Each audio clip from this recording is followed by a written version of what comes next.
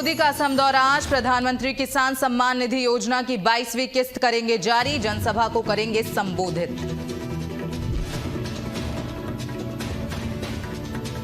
America Iran के बीच भीषण जंग जारी, पीएम मोदी ने ईरान के राष्ट्रपति से फोन पर की बात, कहा भारतीयों की सुरक्षा प्राथमिकता, हम शांति के पक्षधर।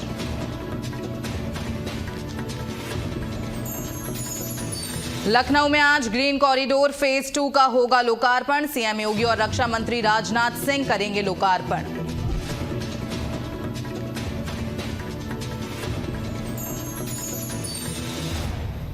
अमेरिका ईरान के बीच जंग को लेकर मिडिल ईस्ट में तनाव, यूएन ने जारी की रिपोर्ट, ईरान जंग की वजह से मिडिल ईस्ट में 41 लाख लोग हुए विस्थापित।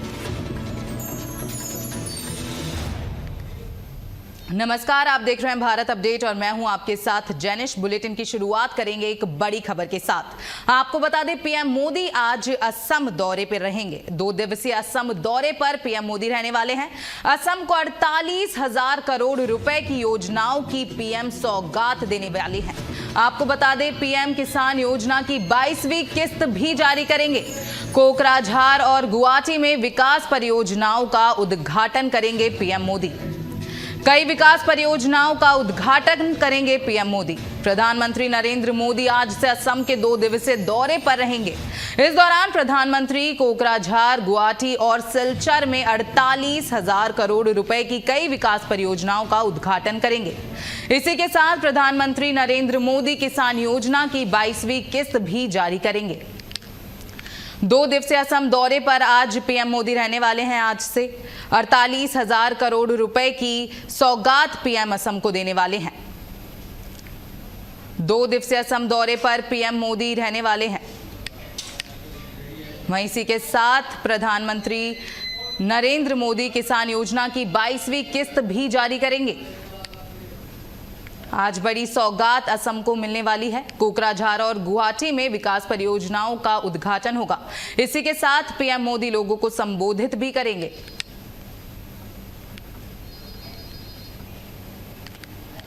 प्रधानमंत्री कोकराझार, गुवाहाटी और सिलचर में 48,000 करोड़ रुपए की कई विकास परियोजनाओं का उद्घाटन करेंगे।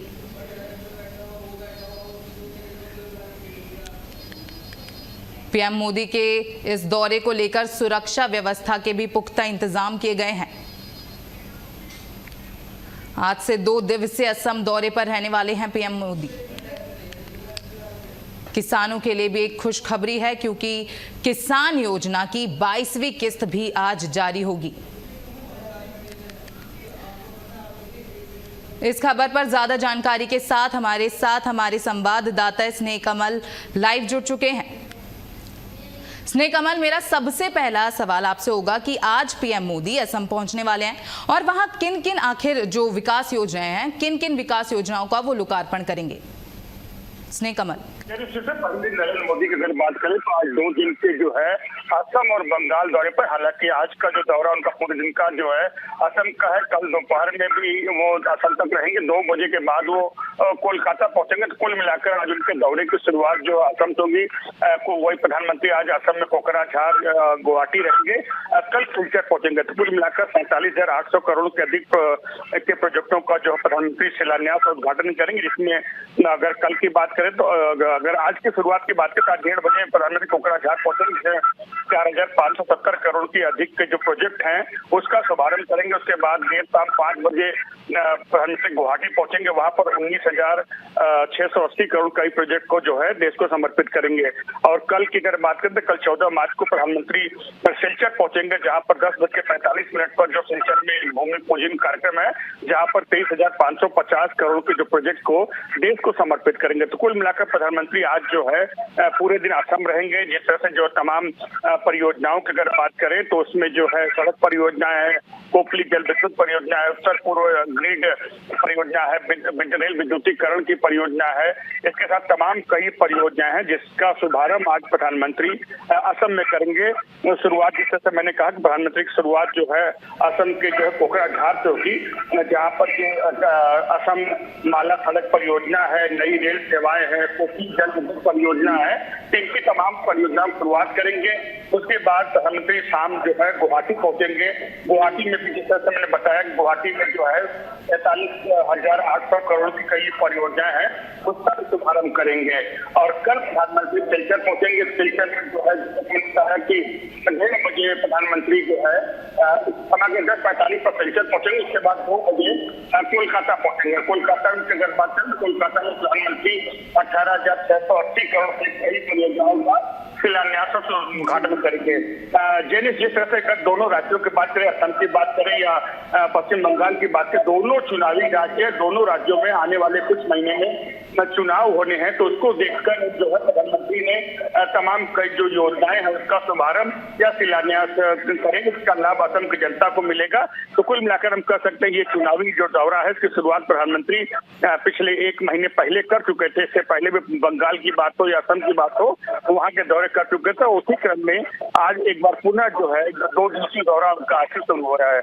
जेनिस, अभी हमने देखा कि पीएम आज से 2 दिवसीय दौरे पर रहने वाले हैं असम के। वहीं पीएम मोदी के जो दौरे को लेकर सुरक्षा व्यवस्था के इंतजाम किए गए हैं, वो आखिर किस हद तक खास बताए जा रहे हैं और कितने सुरक्षा व्यवस्था के क्या-क्या इंतजाम किए गए हैं, वो भी हमें बताइए। जिस तरह अगर असम की बात करें, असम में आए घुसपैठ की समस्या रहती है, उसको देखते हुए जो तमाम जो सुरक्षा की व्यवस्थाएं उसको लेकर पुख्ता इंतजाम किए गए हैं।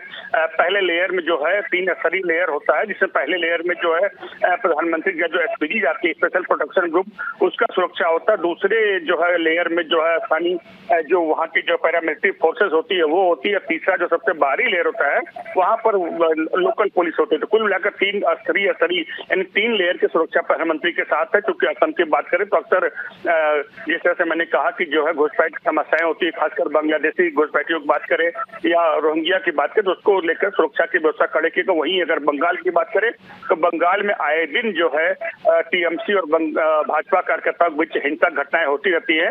तो दोनों राज्यों की अगर बात करें तो प्रधानमंत्री के दौरे को लेकर सुरक्षा के पुख्ता इंतजाम है। जेनिस, स्नेह कमल, इस पूरी जानकारी के लिए आपका बहुत बहुत धन्यवाद।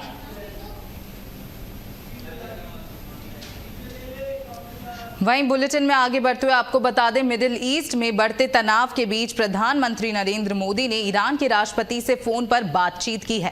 पीएम मोदी ने कहा कि ईरान और आसपास के इलाकों में रह रहे भारतीयों की सुरक्षा भारत सरकार की सबसे बड़ी प्राथमिकता है।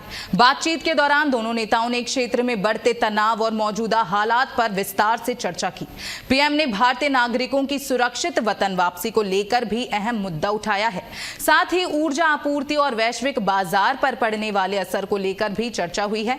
इसी के साथ भारत ने एक बार फिर साफ कर दिया है कि वो शांति और संवाद के जरिए समाधान का समर्थन करता है।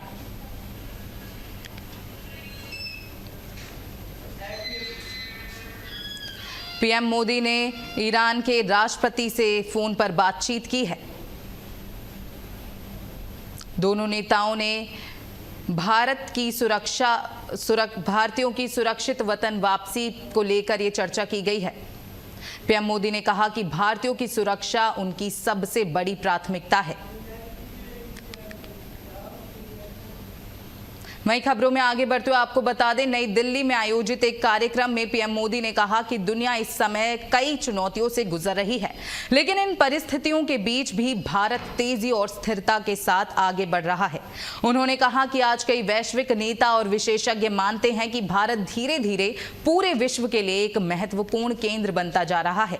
वहीं प्रधानमंत्री ने एलपीजी को लेकर फैल रही अफवाहों पर भी कड़ा रुख अपनाते हुए कहा कि कुछ लोग जानबूझकर डर का माहौल बना रहे हैं और जरूरी वस्तुओं की ब्लैक मार्केटिंग करने की कोशिश कर रहे हैं। उन्होंने कहा कि ऐसे लोगों के खिलाफ कड़ी कार्रवाई की जाएगी।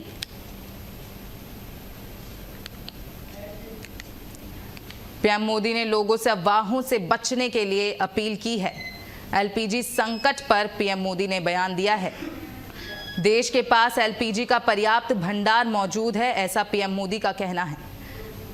वहीं पीएम मोदी ने लोगों से अपील की है कि वो अफवाहों पर ध्यान ना दें।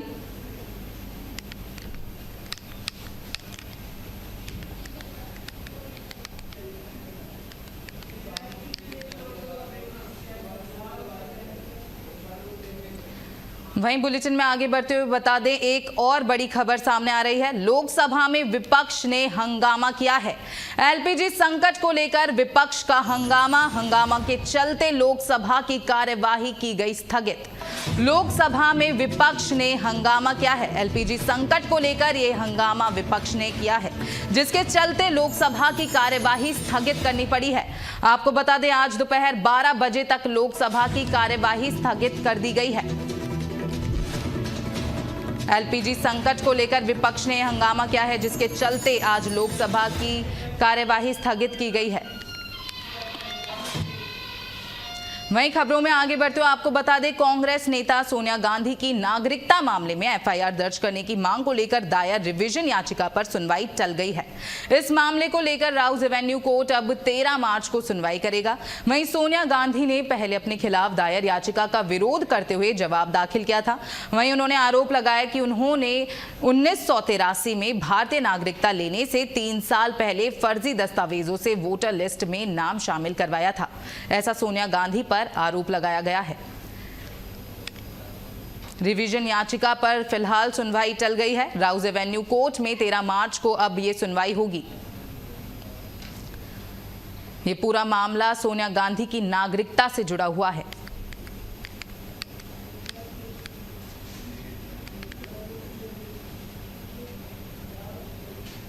वहीं एक बड़ी खबर की ओर रुख करते हुए आपको बता दें, लखनऊ में ग्रीन कॉरिडोर फेज 2 का लोकार्पण आज होगा। सीएम योगी और रक्षा मंत्री राजनाथ सिंह ये लोकार्पण करेंगे।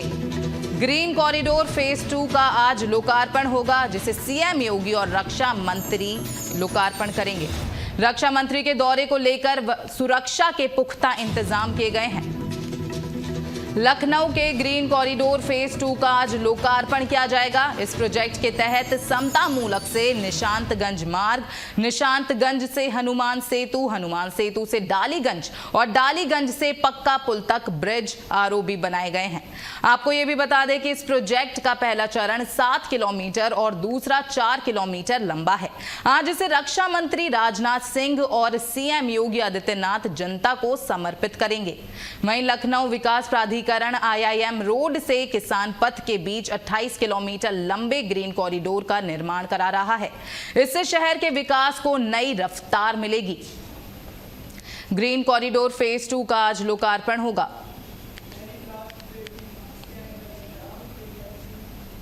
वहीं एक और बड़ी खबर की ओर बढ़ते हुए आपको बता दें, दिल्ली में हुए लाल किला के पास ब्लास्ट मामले में आरोपियों की पटियाला हाउस कोर्ट में आज पेशी होगी। आरोपियों की पटियाला हाउस कोर्ट में आज पेशी होगी। न्यायिक हिरासत खत्म होने के बाद आज आरोपियों की पेशी होगी। इस मामले में 7 आरोपियों की आज कोर्ट में पेशी होगी। न्यायिक हिरासत खत्म होने के बाद आज आरोपियों की पटियाला हाउस कोर्ट में पेशी होने वाली है। दिल्ली के लाल किला के पास हुए धमाके के मामले में गिरफ्तार मुख्य आरोपियों की आज पटियाला हाउस कोर्ट में पेशी होनी है। न्यायिक अवधि खत्म होने के बाद जमीर अहमद अहंगर और तुफैल अहमद भट्ट को अदालत में लाया जाएगा। 10 नवंबर 2025 के इस मामले में जांच के दायरे में इन आरोपियों को रखा गया था, जिनकी आज पेशी होनी है। इस धमाके के तार जम्मू कश्मीर तक जुड़े हुए थे। वहीं NIA ने देश भर में कई आतंकी ठिकानों पर भी छापेमारी की थी। इस भयानक हमले में कई लोगों ने अपनी जान गंवा दी थी। वहीं आज लाल किला मामले से जुड़े आरोपियों की पटियाला हाउस कोर्ट में पेशी होगी। वहीं खबरों में आगे बढ़ते हुए आपको बता दें, देश में सरकारी डॉक्टर बनने का सपना देखने वाले युवाओं के लिए एक बड़ी खबर सामने आई है। आपको बता दें, संघ लोक सेवा आयोग ने कंबाइंड मेडिकल सर्विस परीक्षा 2026 के लिए आधिकारिक नोटिफिकेशन जारी कर दिया है। इसी के साथ इस परीक्षा के लिए ऑनलाइन आवेदन प्रक्रिया भी शुरू कर दी गई है। जो उम्मीदवार इस परीक्षा में शामिल होना चाहते हैं, वो UPSC की वेबसाइट पर जाकर ऑनलाइन आवेदन कर सकते हैं। इच्छुक उम्मीदवारों को आवेदन करने के लिए लिए 31 मार्च 2026 तक का समय दिया गया है। ऐसे में मेडिकल की पढ़ाई कर चुके युवाओं के लिए ये एक बड़ा अवसर माना जा रहा है। आपको बता दें कि कंबाइंड मेडिकल सर्विस यानी CMS परीक्षा उन उम्मीदवारों के लिए आयोजित की जाती है जो सरकारी विभागों में डॉक्टर के रूप में काम करना चाहते हैं। इस परीक्षा के जरिए केंद्र सरकार के अलग अलग विभागों और सेवाओं में डॉक्टरों की भर्ती की जाती है। हर साल हजारों मेडिकल ग्रेजुएट इस परीक्षा में शामिल होते हैं।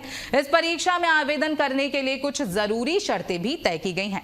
सबसे पहले उम्मीदवार के पास MBBS की डिग्री होनी चाहिए। ये डिग्री भारत के किसी मान्यता प्राप्त संस्थान से ही होनी चाहिए, ऐसा बेहद जरूरी है। इसके साथ ही उम्मीदवार की अधिकतम उम्र 32 साल से ज्यादा नहीं होनी चाहिए। हालांकि कुछ वर्गों के उम्मीदवारों को आयु सीमा में छूट भी दी गई है।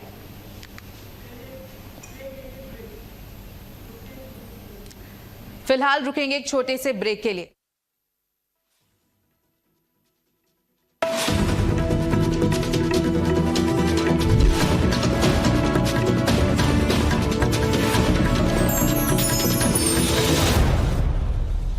खबरें बनती हैं तो सच सामने लाने के लिए चाहिए एक बेखौफ आवाज, जहां हर खबर पर पैनी नजर हो, जहां हर मुद्दे पर सीधा सवाल हो, जहां सिर्फ खबर नहीं, खबर के पीछे की सच्चाई दिखाई जाए। तेज, सटीक और बेबाक पत्रकारिता के साथ हर पल हर खबर। भारत अपडेट। भारत अपडेट नाम से एक नया न्यूज चैनल 22 तारीख को लॉन्च होने जा रहा है। मैं बहुत शुभकामना देता हूं भारत अपडेट के सभी संपादक साथियों को, जो उनके पत्रकार हैं उनको, जो पूरा एडमिनिस्ट्रेशन है उसको भी, कि आज के इस युग में जब हम रोज हर समय कुछ ना कुछ पूरे विश्व में होता हुआ देखते हैं और पूरे देश में कुछ ना कुछ हलचल रहती है, और आपके माध्यम से भी दिल्ली और देश भर की खबरें अब जनता तक सीधे पहुंचेंगी, स्पष्ट रूप से पहुंचेंगी। तो उसके लिए मैं बहुत शुभकामना देता हूं और आशा करता हूं कि जैसे समाज में इस समय आवश्यकता भी है कि स्पष्ट तरीके से और सच्चे तरीके से खबरें दिखाई जाए, उसमें आप लोग सफल होंगे।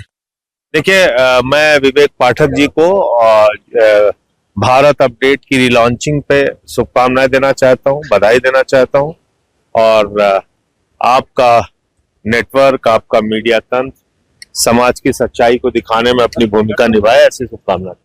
जब खबरें बनती हैं तो सच सामने लाने के लिए चाहिए एक बेखौफ आवाज, जहां हर खबर पर पैनी नजर हो, जहां हर मुद्दे पर सीधा सवाल हो, जहां सिर्फ खबर नहीं, खबर के पीछे की सच्चाई दिखाई जाए। तेज, सटीक और बेबाक पत्रकारिता के साथ हर पल हर खबर। भारत अपडेट। कि भारत अपडेट की रिलॉन्चिंग हो रही है, उस अवसर पर मैं बधाई और शुभकामनाएं देना चाहूँगा। भारत का लोकतंत्र चौखंबा राज्य पे टिका है, जिसमें कार्यपालिका, विधायिका, न्यायपालिका और मीडिया का एक बड़ा रोल होता है, और इसके जिस भी खंभे में घुन लग जाता है तो लोकतंत्र का मंदिर भरभरा के गिर पड़ता है। मुझे आशा ही नहीं वरन पूर्ण विश्वास है कि भारत अपडेट लोगों की अपेक्षा और उम्मीदों पर खरा उतरेगा और स्वतंत्र एवं निष्पक्ष सूचनाओं से आम जनता को अवगत कराएगा, और सामाजिक न्याय की लड़ाई में भी चैनल अपनी महत्वपूर्ण भूमिका निभाएगा।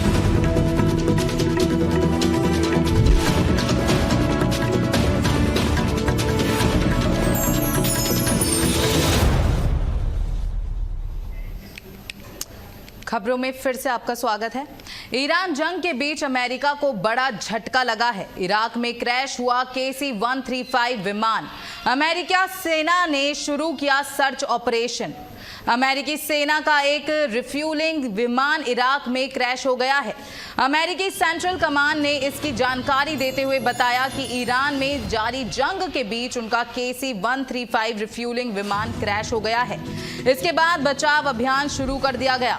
इस घटना में 2 विमान शामिल थे। एक विमान पश्चिमी इराक में गिर गया, जबकि दूसरा सुरक्षित उतर गया है। ईरान जंग के बीच अमेरिका को बड़ा झटका लगा है। आपको बता दें, इराक में KC-135 विमान क्रैश हुआ है।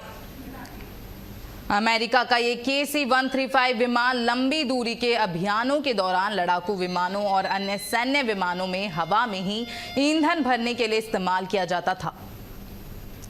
ईरान जंग के बीच अमेरिका को ये बड़ा झटका लगा है, जहां इराक में KC-135 विमान क्रैश हो चुका है।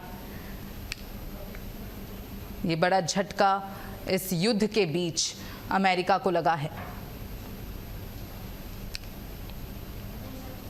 आपको बता दें कि ये अमेरिकी सेना ने सर्च ऑपरेशन शुरू कर दिया है। वहीं एक और बड़ी खबर की ओर बढ़ते हुए आपको बता दें, तालिबान और पाकिस्तान के बीच बढ़ा तनाव।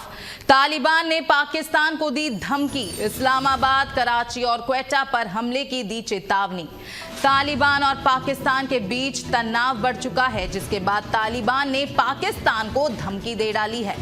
इस्लामाबाद, कराची और क्वेटा पर हमले की चेतावनी दी है। तालिबान ने पाकिस्तान को धमकी दी है। पाकिस्तान और तालिबान के बीच एक बार फिर बड़े संघर्ष का खतरा मंडराता हुआ दिख रहा है। तालिबान ने पाकिस्तान पर अपने शहरों पर हमले का आरोप लगाया है। वहीं इसी के साथ तालिबान ने पाकिस्तान को ये चेतावनी जारी कर दी है कि तालिबान पर पाकिस्तान सेना की तरफ से हुई हर कार्रवाई का मुंह तोड़ जवाब दिया जाएगा। इसी के साथ तालिबान ने इस्लामाबाद, कराची और क्वेटा पर हमले की चेतावनी भी जारी कर दी है। तालिबान और पाकिस्तान के बीच एक बार फिर तनाव देखने को मिल रहा है, जिसके चलते तालिबान ने पाकिस्तान को एक बार फिर चेतावनी दे डाली है। वहीं पाकिस्तान के कई बड़े शहरों पर हमले की चेतावनी तालिबान ने दी है। ईरान अमेरिका संघर्ष के बीच फिर एक बार तालिबान और पाकिस्तान के बीच संघर्ष भी देखने को मिल रहा है।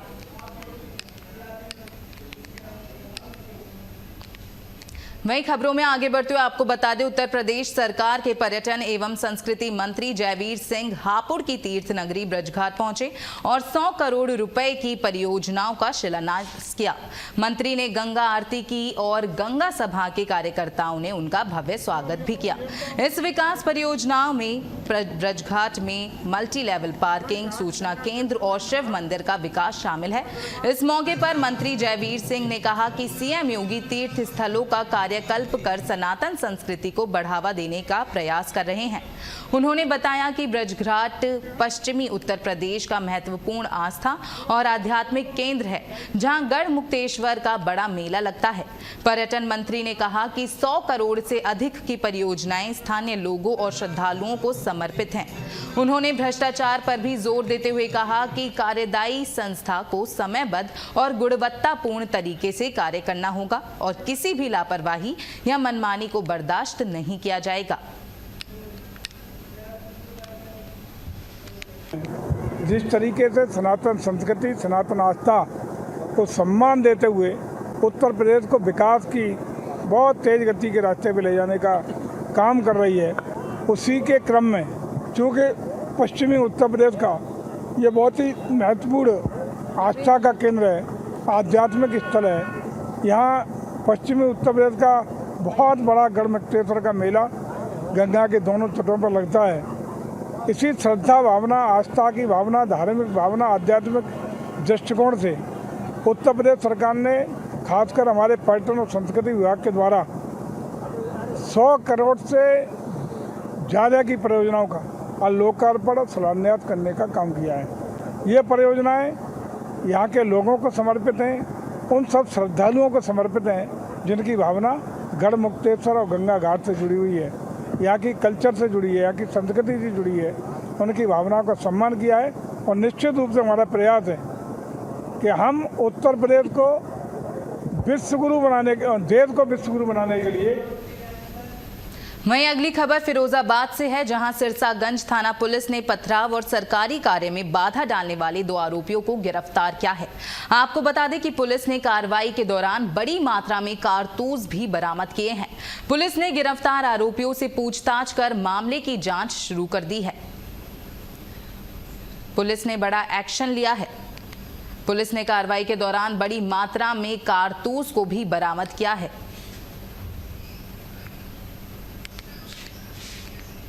पुलिस ने वहीं खबरों में आगे बढ़ते हुए आपको बता दें, बदायूं के मूसाझाग थाना इलाके में HPCL प्लांट से जुड़े डबल मर्डर मामले का आरोपी पुलिस मुठभेड़ में घायल हो गया है। पुलिस ने आरोपी को गिरफ्तार किया और इलाज के लिए जिला अस्पताल में भर्ती कराया।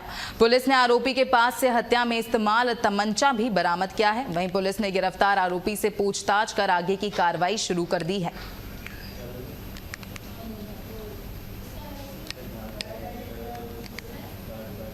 थाना मूसाजाग पर HPCL प्लांट में दोहरे हत्याकांड में जो नामित अभियुक्त था अजय प्रताप सिंह। जब इससे पूछताछ की गई तब इसने बताया कि ये HPCL प्लांट गया था 2 तमंचों के साथ। वहां इसने जो सुधीर गुप्ता और हर्षित मिश्रा, इन दोनों को जान से मारने की नीयत से फायर करके। फिलहाल इस बुलेटिन में सिर्फ इतना ही। आप देखते रहिए भारत अपडेट। नमस्कार।